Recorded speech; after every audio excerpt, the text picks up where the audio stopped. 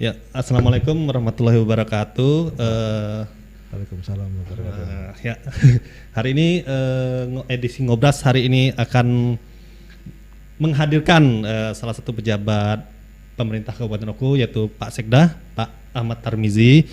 Terima kasih Pak, waktunya di antara sela-sela kesibukan dan waktu yang padat ini, agenda yang banyak ini. Sama-sama, terima kasih kembali. Oke. Di sini untuk edisi sore ini kita mau ngobrol santai, mumpung sudah sore, tapi dibuat sesingkat mungkin lah, sepadat mungkin. Mau tanya tentang latar belakang Bapak, kan memang sudah banyak yang tahu Bapak Sekda, tapi masa lalu karir dari guru kok langsung bisa ke ini ke pemerintahan, nah itu tidak banyak yang bisa melakukan itu. Oke. Pak Tarmizi, Bapak masa kecil Bapak di mana Pak? Ya.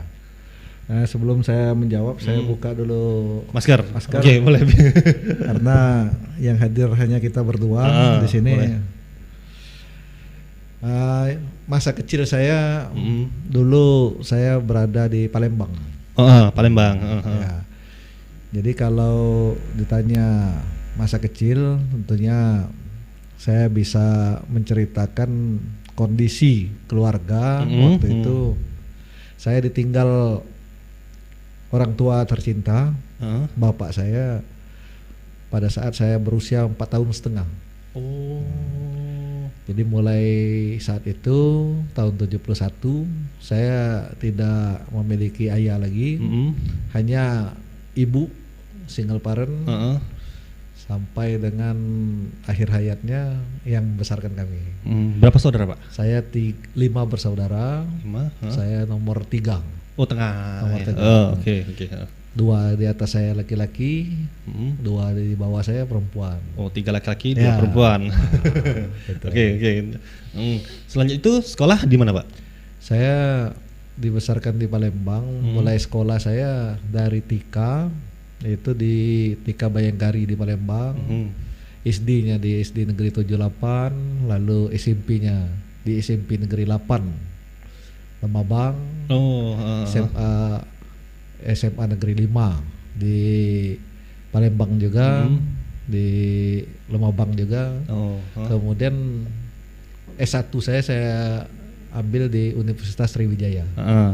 Program studi lebih spesifiknya? Program studi saya pendidikan teknik mesin, FKIP. Fakultas Keguruan jurusan teknik mesin. Untung. Jadi pas masuk guru. Ya, makanya saya SMK. Jadi gurunya guru SMK.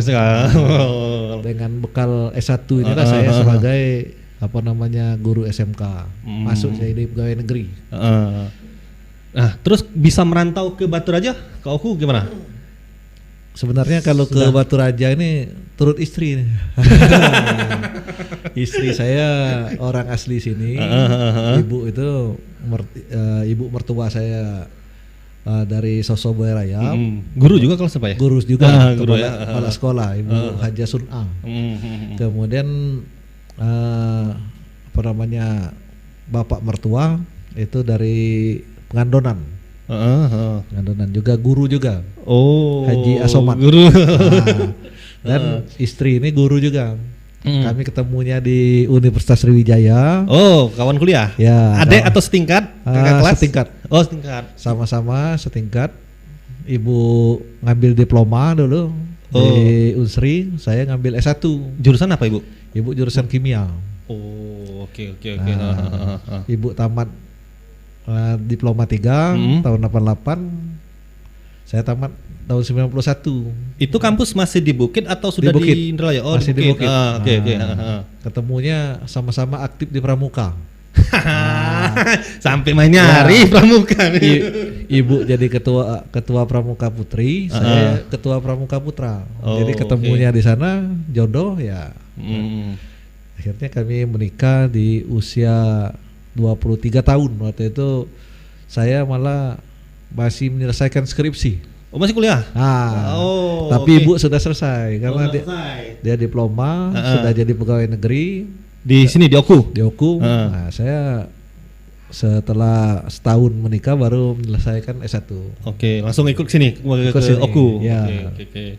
Langsung pertama itu ngajar di mana, Pak? Saya pertama ngajar sebagai guru honor. Di SMA Muhammadiyah, SMA Sentosa, SMA PGRI 2, kemudian di SMP Muhammadiyah.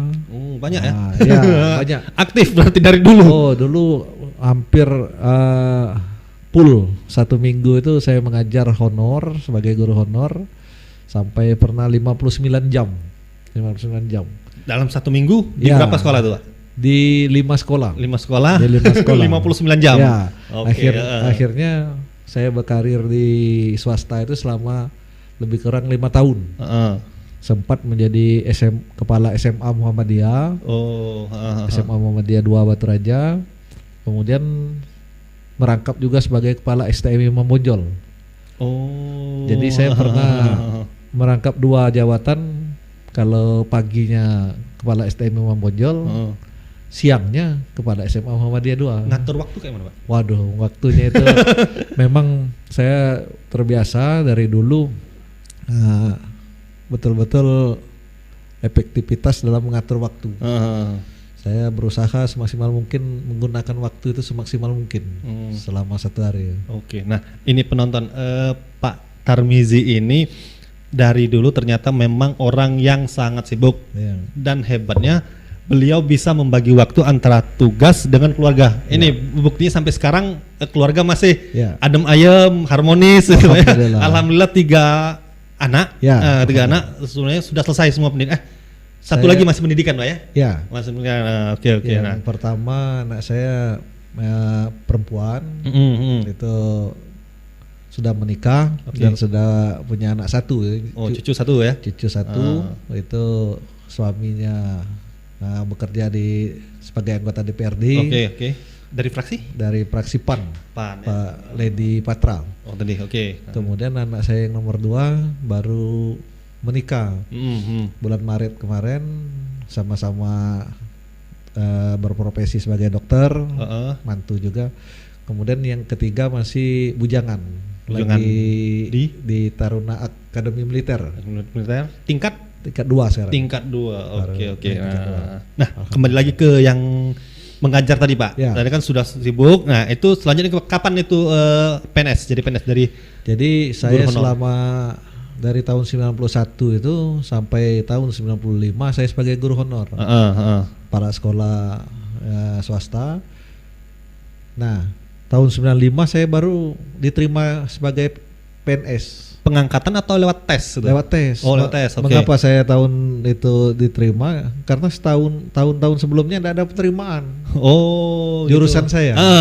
Jurusan untuk karena mesin ya? Jurusan teknik mesin FKIP itu sudah kerjasama dengan IKIP Padang. Jadi kawan-kawan dari IKIP Padang kalau selesai mereka otomatis langsung jadi pegawai negeri dulu. Unsri belum ya waktu itu ya? Ikatan dinas. Unsri tidak ada ikatan dinas. Harus ikut tes. Nah, jadi kami 91 saya selesai, 92 tidak ada penerimaan di urusan saya, 93 juga, 94 juga. Nah, 95 baru ada penerimaan. Nah, selama 5 tahun Pak nyesel enggak, Pak? Cobalah aku masuk IKIP Padang. Ya, sebenarnya itu makanya, atau merasa tidak adil pemerintah tidak adil kasih kebijakan itu. Ya, sebenarnya ada perasaan seperti itu. Kita sudah menyelesaikan dengan susah payah, tapi tidak ada kesempatan. Nah, pada tahun 95 itu ada kesempatan penerimaan. Hanya satu-satunya penerimaan itu di Sumatera Selatan, cuma 1.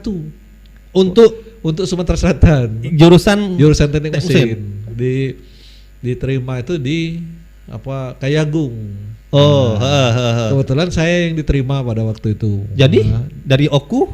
Bukan, ya dulu. Dari Oku pindah ke Kayagung dinas? Ya, dulu semua sesumsel termasuk Bangka Belitung itu tesnya di tempat yang membutuhkan. Kalau dulu, misalnya jurusan saya FKIP teknik mesin ada di Kayu Agung.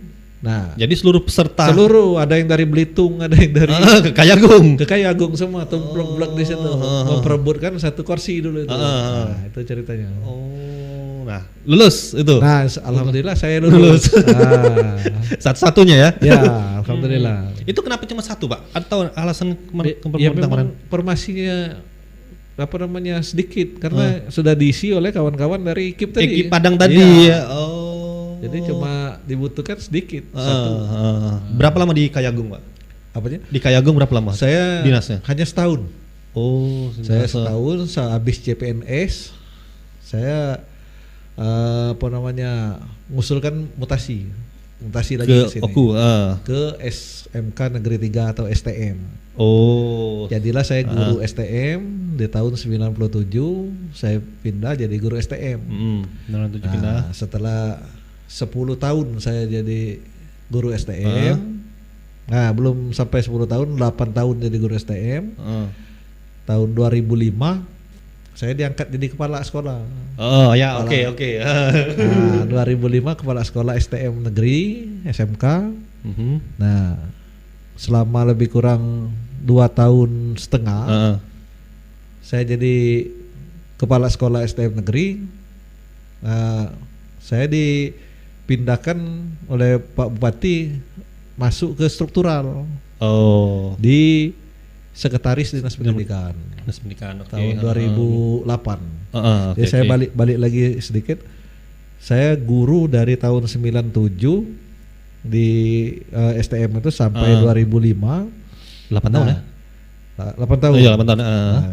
Di tahun 2004 itu saya terpilih jadi guru berprestasi peringkat 2 se-Sumatera Selatan. Oke. Sehingga saya tahun 2005 dipromosikan sebagai kepala STM. Dari guru berprestasi itu, Pak ya? Ya, peringkat 2 se-Sumsel. Oke. Nah, selama jadi kepala sekolah SMK 3, saya terpilih juga sebagai kepala sekolah berprestasi peringkat 1 Kabupaten Oku, kemudian peringkat 1 Sumatera Selatan, sampai saya menjadi kepala sekolah berprestasi tingkat nasional tahun 2007. Nah, pada saat itu saya diundang oleh Presiden Susilo Bambang Yudhoyono untuk menghadiri detik-detik proklamasi 17-an ya, upacara 17-an. Oke. Tahun 2007 saya ingat waktu itu.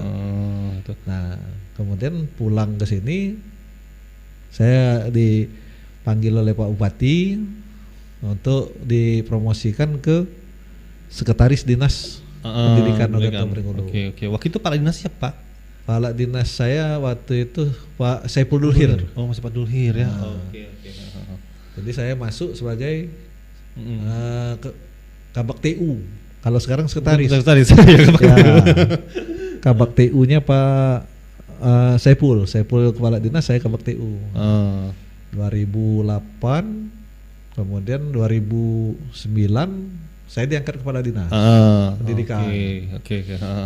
2009 sampai 2013 saya menjabat kepala dinas pendidikan selama lebih kurang 5 tahun. 5 tahun ya. Sampai 2013.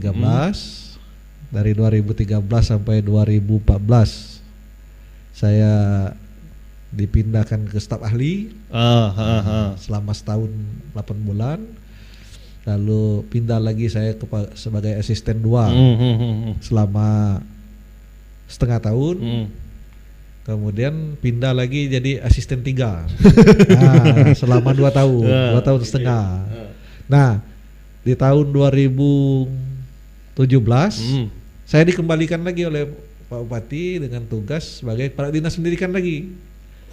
Selama 1 tahun. 2017. Jadi selama setahun pas 2017 itu, akhir tahun 2017 saya diangkat sebagai sekretaris daerah sampai dengan saat ini. Dengan melalui tentunya proses seleksi terbuka. Yang lelang itu ya. Lelang. Nah, Pak, dari banyak kegiatan, aktivitas Bapak itu, bagaimana caranya ngatur waktu dengan keluarga? Ibu protes nggak atau ada protes nggak? Bapak nih kayak ini terus keluar terus. Ya, memang saya rasakan.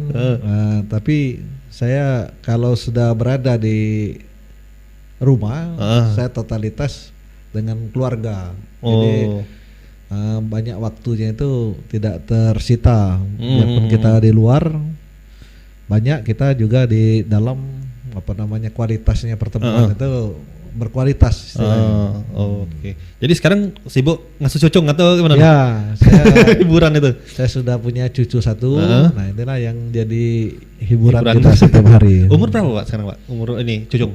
Umur cucung sekarang sekitar 4 tahun. Oh, sudah lincah ya. Nah, sekarang kita kembali ke keluarga Pak. Ini yang apa ya yang jadi penasaran pertanyaan saya tuh yang nomor 2 yang dokter tadi. Ya. Ini lagi COVID nih. Ya. Anak dan mantu medis, dokter. Ada kecemasan enggak antara bapak dengan ibu? Ya, itu memang sebagai bukan orang medis kita merasakan itu ya. Khawatir nanti mereka terpapar. Nah, mudah-mudahan dengan diiringi doa, mudah-mudahan kita anak-anak kita selamat. Mereka betul-betul sedang berjuang untuk menangani COVID ini. Kemudian anak saya yang dokter itu bukan mantu, ini sedang mengambil spesialis apa? Spesialis bedah. Jadi waktunya sangat sibuk sekali. Nah, mudah-mudahan saja dilindungi oleh Allah Subhanahu wa taala. Amin. Kalau ibu kayak mana, Bu? Dengan yang nomor 2 ini? Kalau lagi dinas gimana? Ya, paling ribut atau gimana? Telepon sana sini gimana? Tiap hari kalau ibu itu mengingatkan, malah dia sendiri yang ngirim APD-nya dari sini. Sering dikirim masker, dikirim baju untuk ini supaya memakai itu, padahal mereka di sana kan sudah sudah punya. Dinas di mana Pak? Yang nomor 2? Yang nomor 2 masih sekolah itu. Dinas di mana sebelumnya? Dia di rumah sakit umum Palembang itu sebagai mahasiswa Unsri, sebagai mahasiswa Unsri yang sedang mengambil spesialis bedah. Tadinya kerjanya di swasta, masih di Lubuk Linggau tempat istrinya. Di rumah sakit Bunda, gitu. Sekarang sudah ke Palembang karena pindah semua. Nah, yang istrinya ini buka praktek di rumah. Gitu. Sambil kerja di Kimia Farma. Nah, yang ini tidak bisa kerja dia karena konsentrasi sebagai dokter calon dokter spesialis ini waktunya 24 jam. 24 jam tidak pernah pulang. Iya. Jadi kalau sudah pulang ke rumah saja jarang, apalagi mudik gitu Pak ya? Iya.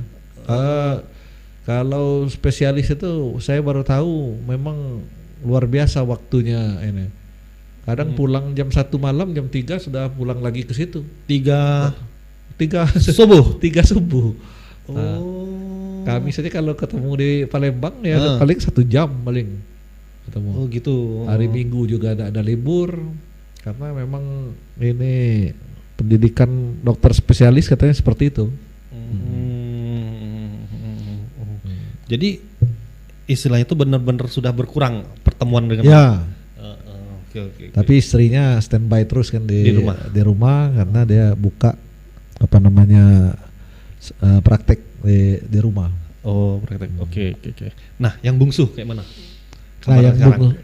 Yang bungsu ini alhamdulillah sekarang sudah naik ke tingkat 2. Sersan Taruna. Sudah penjurusan belum Pak? Akademi Militer sudah penjurusan kemarin itu di kavaleri. Di kavaleri. Oke. Nah, memang minatnya di sana. Mudah-mudahan juga tidak ada kendala dalam pendidikannya di Akademi Militer. Amin.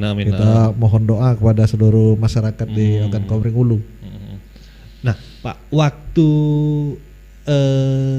si bungsu ini mau ikut Akmil Taruna, kan minta izin tuh. Bapak dengan ibu ngizinkan nggak? Sebenarnya atau setengah hati? Ya, sebenarnya anak ini memang dari SD katakanlah kelas 6, SMP, SMA itu tidak berubah. Keinginannya memang ke militer. TNI Angkatan Darat. Memang ke akademi militer itu. Nah, ya namanya kita orang sipil, terutama ibu.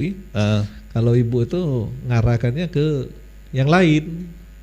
Yang lain kalau bisa jadi dokter juga seperti kakaknya ataupun di STPDN. Gitu. Atau kalau mau di angkatan ya carilah yang katanya polisi saja. Ya. Jangan jadi tentara itu. Alasannya kenapa? Ya. Atau karena misalnya masuk jadi perwira kan wilayah kerjanya kan seluruh Indonesia Pak, dari Sabang sampai Merauke itu kan. Ya, saya kira kalau ibu ya namanya ibu kan. Ya lihat senjata itu yang ngeri dia. Apalagi anak bungsu kan. Nah, jadi ibu itu ngarahkan ke sipil saja sebenarnya.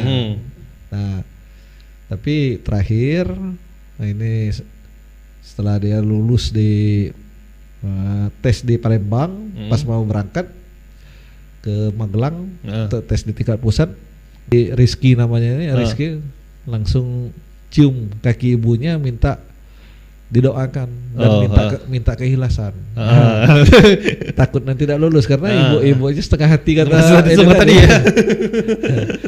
Nah, jadi kalau saya yang mana terbaik oleh anak itu saya setuju saja. Nah, terus tanggapan ibu waktu si Rizky? Wah, itu sempat ini juga dramatis juga. Emosional ya. Ya, nangis lah si ibunya ini. Pokoknya saya ikhlaskan lah kalau memang sudah jalan keinginan kau ke sana ya saya ikhlaskan. Jadi dilepas dengan doa oleh ibunya.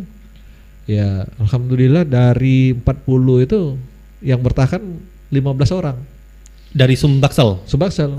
Jadi 25 orang itu kembali dan lulus. Waktu angkatan Rizky.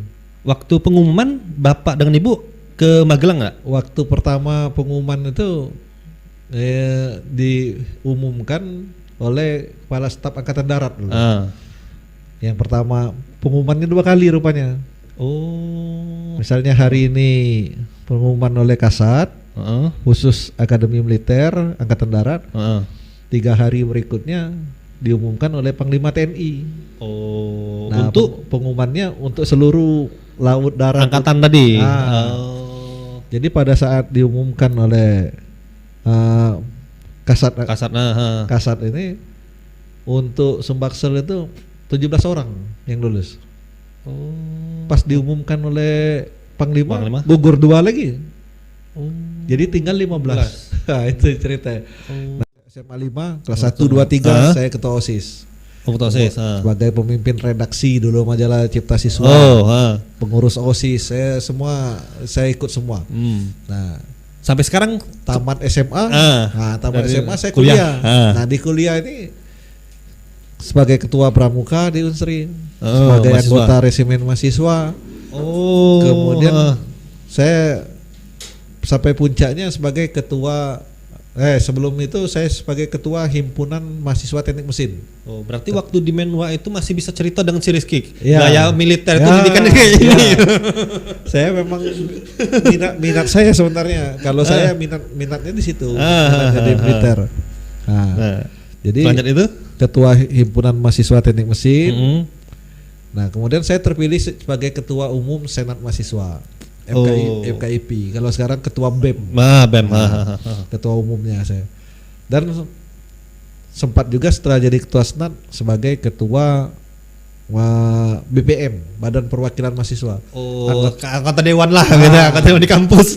Ketua dewan kampusnya. Ketua dewan.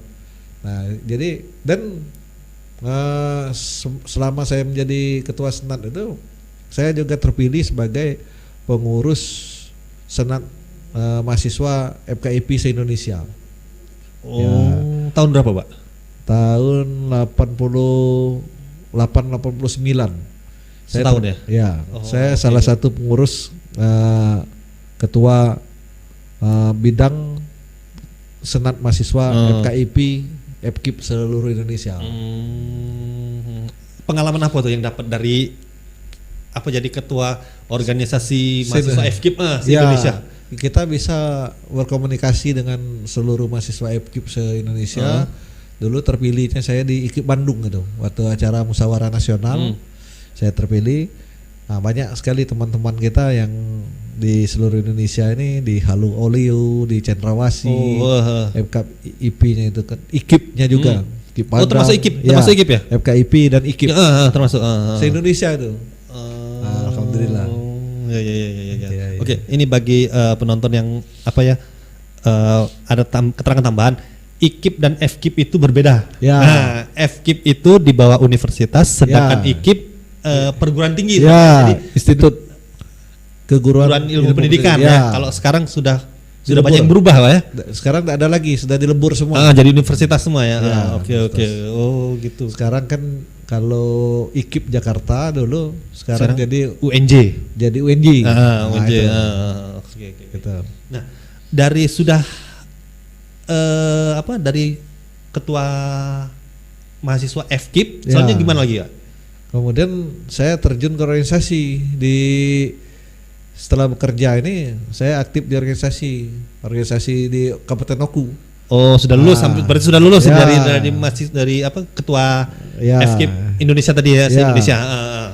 Lulus mahasiswa, ya di tempat bekerja ini saya aktif semua.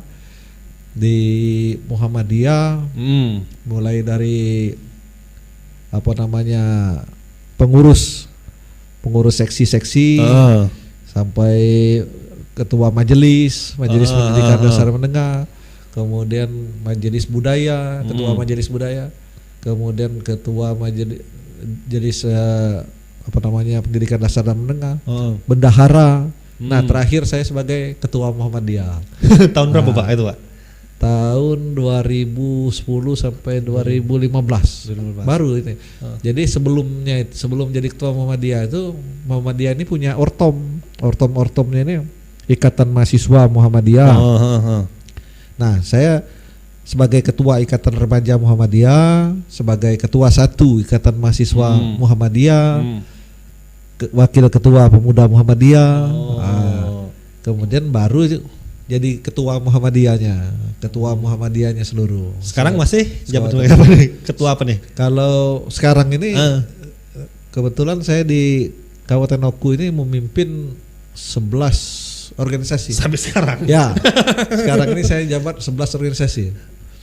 Nah, antara lain saya sebagai ketua PGRI, ketua Korpri, ketua ICMI, ketua Perhiptani, ketua IPSI, ketua semua itu.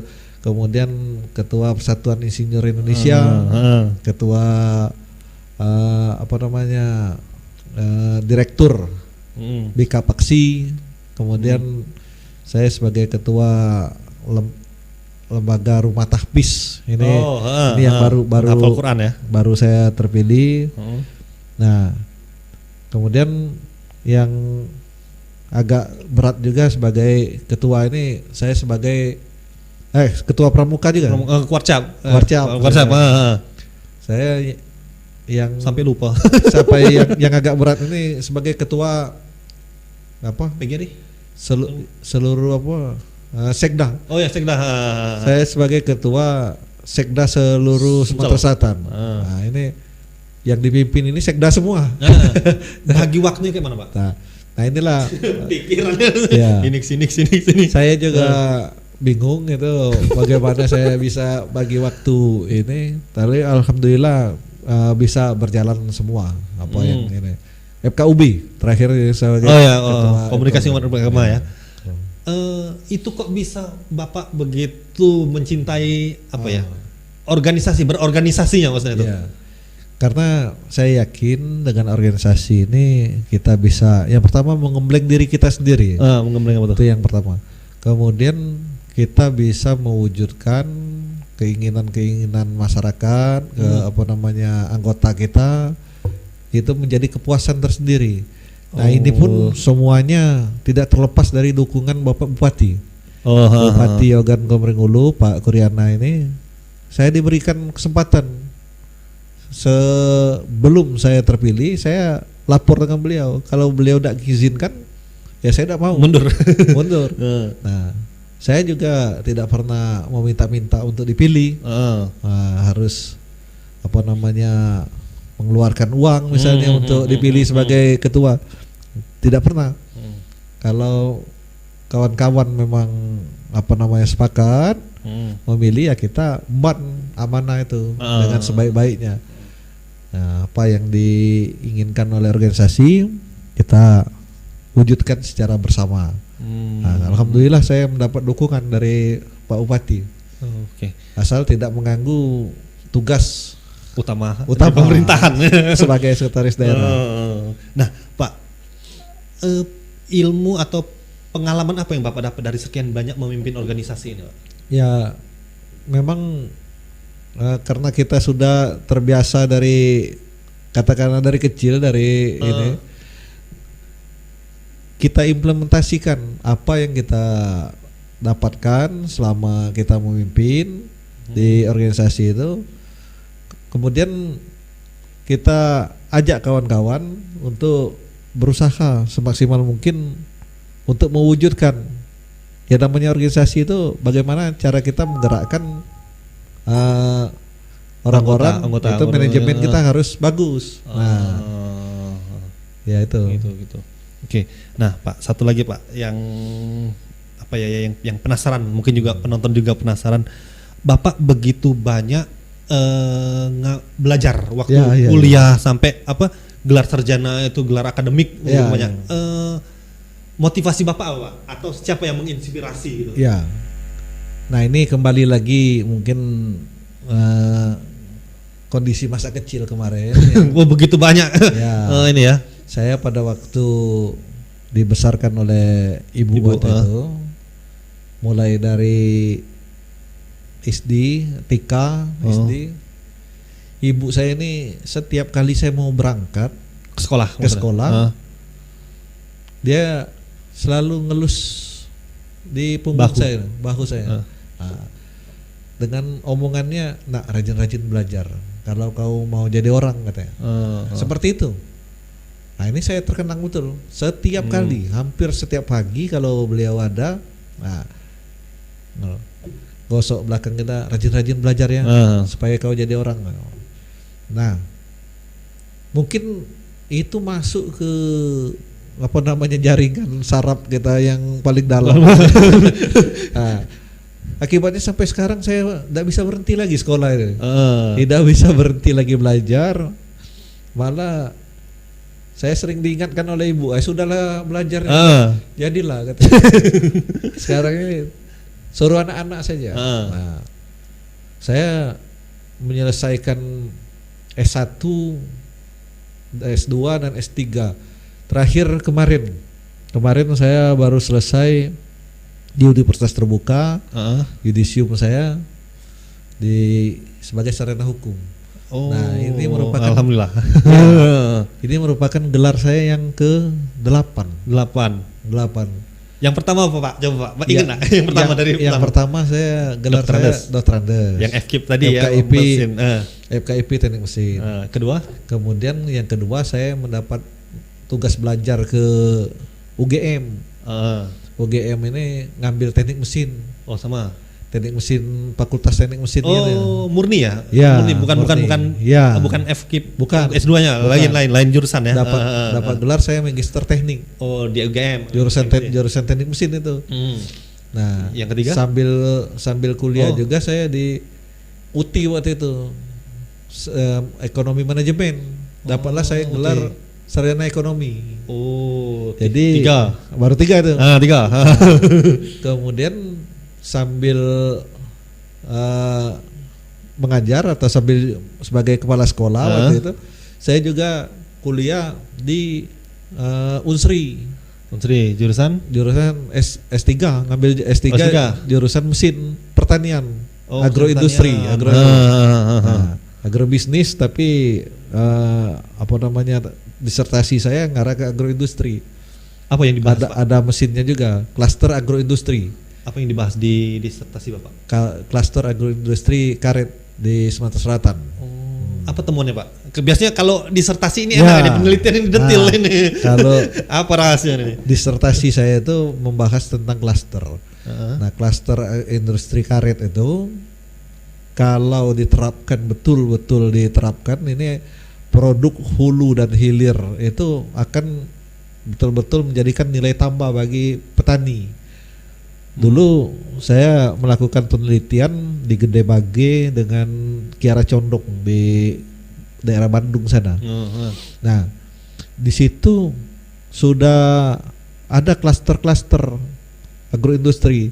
Klaster itu maksudnya para petani yang nyadap karet, dia jual ke rumah A. Ini termasuk buruh, Pak? Ya, Termasuk oke. dia jual ke rumah A. Itu di apa namanya dalam bentuk bahan baku. Dari rumah A ini jual ke rumah B untuk dijadikan slab. Ini karetnya nih. Dari rumah B ke rumah C di dalam satu desa itu, rumah C untuk diolah menjadi barang jadi. Nah, setelah barang jadi ini selesai, bentuknya apa tuh Pak barang jadi? Misalnya seperti pedal sepeda, ya, ganjal motor, ban-ban karet itu, ya. Nah, itu home industry semua, home industry semua. Nah, sampai dengan mereka mendirikan koperasi. Nah, koperasi ini bisa melakukan kerjasama dengan ekspor impor. Nah, eksportir itu? Iya, eksportir. Mereka bisa ekspor ke ini, sehingga ibu-ibu yang petani ini ada yang pernah ke Inggris, ada yang pernah ke Amerika, diajak oleh memang apa namanya di koperasinya itu sudah sangat maju sekali. Nah, bayangkan kalau misalnya ini terjadi di satu desa kita, di Oku atau satu kecamatan kita, berputar di situlah. Jadi dana, uang dan lain sebagainya berputarnya di situ. Tidak seperti sekarang ini, petani karet langsung jual ke tengkulak, habis. Nah, dia kan tidak dapat harga, dimainkan harga dimainkan. Nah, berarti kalau yang di Bandung itu mereka harga jualnya, nilai jualnya lebih tinggi. Iya, jadi mereka lebih sejahtera itu. Mereka jual langsung ke luar negeri. Sudah jadi barang baku, bahan baku. Barang jadi. Jadi produk hulu dan produk hilir itu mereka bisa melakukan sesama mereka. Jadi uang berputar di situlah sehingga menambah nilai bagi mereka. Nah, kira-kira ada peluang ya Pak di Oku? Ya itu saya sudah waktu itu disaksikan Pak Bupati waktu saya memaparkan di depan tim penguji yang berjumlah 10 orang profesor waktu itu. Nah, itu bisa diterapkan sebenarnya di Kabupaten Ogan Komering Ulu. Nah, kita juga sudah mencoba mungkin dari Dinas Pertanian, antara lain kemarin sudah ada salah satunya rumah tani itu, rumah tani yang diresmikan kemarin. Nah, itu juga bisa memangkas distribusinya, yang bikin harga naik. Ya, itu sudah bisa itu. Oke. Nah, sudah 4 gelar tadi. Balik lagi gelar. Sampai kemana tadi? Yang disertasi. Sampai doktor tadi. Ya. Yang kelima sekarang Pak. Nah, yang kelima saya mengambil pendidikan S2 lagi. S2 lagi di Jakarta. Jurusan administrasi pendidikan. Itu di MSI tadi. Nah, di Universitas Jakarta. Kemudian 5 itu ya, 5. Kemudian yang keenam ini saya kuliah juga sekali lagi di apalagi yang ini yang belum tadi. Yang kelima dokter. Nah, yang MSc tadi yang kelima, yang keenam. Kemudian saya kuliah di program profesi. Saya menyelesaikan insinyur profesi, gelar profesi saya. Oh, yang di Lampung ya? Iya, di Lampung. Universitas Lampung. Nah, ini alhamdulillah saya lulus dengan predikat cum laude di Lampung dengan IPK 3,5 3,79 IPK saya. Nah, selanjutnya saya ngambil S1 hukum. S1 hukum ini belum selesai kemarin itu. Jurusan? Hukum saya ada ini. Nah, di mana, Pak? Di Universitas Terbuka. Di UT lagi. Ya. Oke. Nah, yang selesai kemarin. Oh, yang kemarin baru beberapa hari ini ya. Tapi sambil ngambil S2 juga saya kemarin itu. S2 apa tuh? Magister hukum. Hukum lagi. Di Universitas Muhammadiyah. Nah, di Universitas Muhammadiyah Palembang selesai tahun lalu. Jadi saya selesai magister hukum April tahun 2019.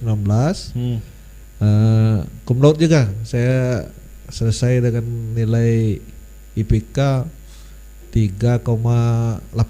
Oh, memang encer. Nah, kemudian terakhir yang ke-8 kemarin saya yudisium tanggal 16 Maret. Yudisiumnya di hukum Universitas Terbuka. Fakultas hukum bukan dihukum. Ya, disanksi. Kalau magister hukum tadi saya jurusan tata negara. Hukum tata negara. Kalau yang kemarin, Pak? Kalau yang ini umum kan hukumnya. Kalau S1 masih umum. Nah, alhamdulillah cum laude juga yang S1 hukum ini dengan IPK saya terakhir saya lihat tadi 3,63. Nah, wisudanya tanggal 24 November wisuda. Oh, 24 November. Ya. Oke. Nah, kan sudah banyak 8 gelar nih, Pak. Nah, masih ada 2 lagi itu. Apa lagi?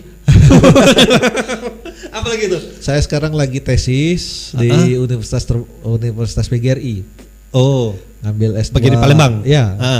Sedang tesis. Jurusan manajemen pendidikan. Nah, nanti nambah lagi mungkin di bulan April wisudanya dengan MPD. Oh, boleh tahu Pak apa yang diteliti di tesis?